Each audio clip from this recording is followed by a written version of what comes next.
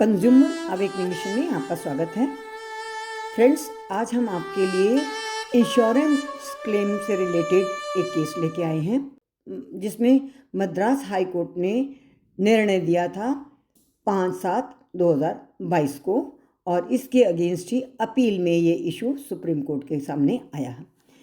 Case title था Messrs Tarapore and company versus United India insurance company, और इसका निर्णय हुआ था 12 फरवरी 2025 में।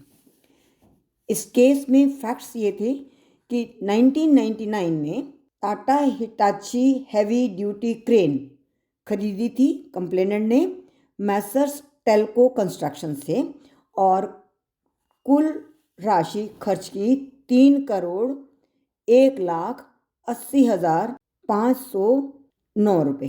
परचेज के बाद क्रेन का इंश्योरेंस करवाया गया Messrs United India insurance company से, और फिर टाइम टू टाइम ये पॉलिसी रीन्यू भी होती रही।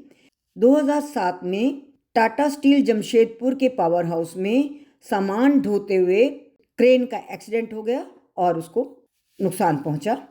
कंप्लेनेंट ने रिपेयर करवाई और उसके बाद रिपेयर करवाने के बाद अमाउंट के लिए इंश्योरेंस कंपनी से क्लेम किया।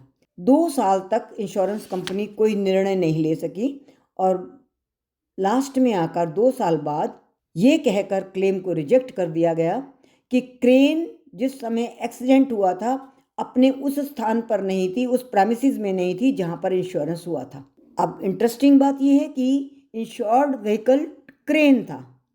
क्रेन एक जगह पर रखने का कोई लाभ नहीं होता। क्रेन का काम होता है साइट पे जाकर, कंस्ट्रक्शन साइट पे जाकर काम करना, या इससे अतिरिक्त और काम जो भी हो सकता है वो करना।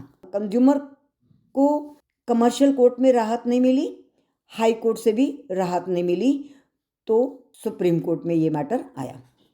अब उसकी पॉलिसी की कंडीशन क्या थी? पॉलिसी की कंडीशन ये थी, जिस प्रेमिसेस में व्हीकल को इंश्योर किया गया था उससे इतर किसी भी जगह पर एक्सीडेंट होने से क्लेम नहीं मिलेगा। सुप्रीम कोर्ट की बेंच ने जब इस मामले को देखा तो उनकी ये ऑब्जर्वेशन थी कि प्राइमा फेसी ये लगता है कि दोनों ही पार्टीज ने, न तो इंश्योरेंस कंपनी ने और न ही कंप्लेनेंट ने इंश्योरेंस करवाते समय इस कंडीशंस को ध्यान से देखा। क्योंकि ये कंडीशन जो थी कि जिस प्रेमिसेस में इंश्योरेंस की जाए वहीं पर व्हीकल होना चाहिए एक्सीडेंट के समय पे या कोई भी डैमेज होने के समय पे, तो ये तो संभव ही नहीं है। क्योंकि इंश्योरेंस कंपनी को उसी समय ये नोट करना चाहिए था कि ये तो क्रेन है, क्रेन काम के लिए इधर उधर जाएगी, कंस्ट्रक्शन साइट पे जाएगी या कहीं भी काम करेगी, किसी कंपनी में करे। क्रेन का काम केवल अपने प्रेमिसेस में पड़े रहना नहीं है। और ना ही कंप्लेनेंट ने नोटिस किया कि ये शर्त वो पूरी कैसे करेगा। तो इसको मद्देनजर रखते हुए सुप्रीम कोर्ट ने कोर्ट को ये कहा कि आप रीजनेबल अमाउंट की बात करो और इसको पे करने की बात करो, क्योंकि ये टर्म या ये कंडीशन तो वैलिड है ही नहीं, लीगल नहीं है। अन्यथा क्रेन के इंश्योरेंस का कोई पर्पस ही नहीं होता। तो अल्टीमेटली पार्टी ने इन्फॉर्म किया कि 40 लाख रुपए से लेकर 45 लाख तक का वो पेमेंट करने के लिए तैयार है। तो कोर्ट ने डायरेक्ट किया कि रिस्पोंडेंट के कंपनी 45 लाख रुपया कंप्लेनेंट को पे करे।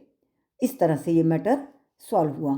तो फ्रेंड्स, इसमें मुद्दा क्या था? मुद्दा ये था कि ऐसी टर्म्स कंडीशंस थी जो लीगली वैलिड नहीं थी। अमूमन ये होता है कि इंश्योरेंस कंपनी अपनी टर्म्स को देखकर उसके अनुसार निर्णय लेती है।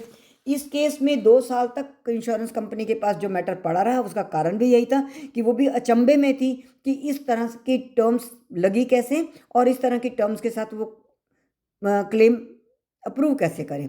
दोनों स्थितियों में वो काफ़ी दिन लगा दिया और फिर उन्होंने उसको अल्टीमेटली टर्म्स की भाषा को देखते हुए रिजेक्ट कर दिया। किंतु कोर्ट ने कहा कि ये टर्म्स कंडीशंस दोनों की ही लापरवाही से लगाई गई, या दोनों ने ही इन टर्म्स कंडीशंस को देखा नहीं इंश्योरेंस देते समय, और इंश्योरेंस का कोई पर्पस नहीं होता यदि ये टर्म लागू की जाए तो।